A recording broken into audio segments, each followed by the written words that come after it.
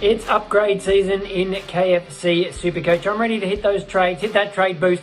But before we make those all-important decisions, we need to know who's hot and who's cold. Clayton Oliver was red hot against the Tigers on Anzac Eve. 41 disposals, 13 clearances, 168 KFC SuperCoach points. His break-even was about 170, and I thought an okay score from Clayton and he'll be nice and cheap for us to pick up this week. But unfortunately, that didn't happen. He's still a bit cheaper than he was in round one, and he's not going to get much cheaper now. So if you've got the cash, grab him right now. If you held on to Patrick Crips with that 1 week hamstring injury, well done. 35,000 KFC SuperCoaches, including me, couldn't hang on and hit the trade trigger. But I wish I'd kept him now because he was fantastic. He was out for just the 1 week, as it turned out, and came back.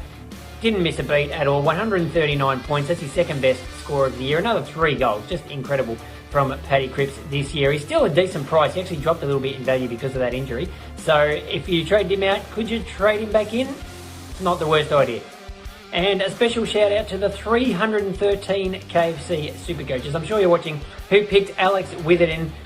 He's just been absolutely fantastic for the West Coast Eagles in the back line. Missed the first round with suspension, which is maybe why viewers didn't pick him up at all. Didn't even think about him, to be honest.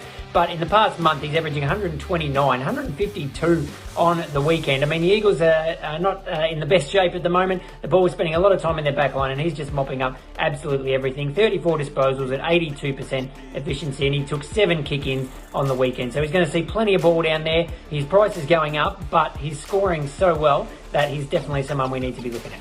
Who's cold this week? I'm going to put the acid on Marcus Bontempelli. Now, he is the guy I traded in for Patrick Crips. I thought his scores were on the way up. The Bulldogs were coming good. It doesn't quite work out that way. Bevo's decided to play him at full forward, so maybe it's Bevo who should be in the cold column. But just the 88 points for the Bont on the weekend. He only just got to 100 the week before. I mean, we know how good he is, and he can still score well playing in that role. But I really want him in those centre bounces. His price is going down, so if you haven't got him, he's a great one to pick up maybe in a couple of weeks. I've loved what Josh Rochelle has been able to do for us in KFC SuperCoach and for the Crows so far this season. Playing in his first year, he's been fantastic. But this is what tends to happen with young first-year players around this time. Start to maybe hit the wall a little bit, a couple of low scores. His price is probably not going to go up much more than what it is now. I don't mind the idea of hanging on to him because he still provides some nice mid-forward flexibility, and we know he can put up a good score, but I definitely want to be putting him on the bench only after a 35 on the weekend. Other rookies in similar situation, Corey Durden only 14 for the Blues, and Jason Horne-Francis, another low score for North Melbourne. I don't mind his role. I think he's still going to get some of the footy, but the problem is North is just not going great. They scored 600 points less than Geelong overall as a team at the weekend, which makes it really hard to score. So it's time to start thinking about which of these rookies we're going to trade out, and Josh Rochelle is maybe one that you could have at the top of your list.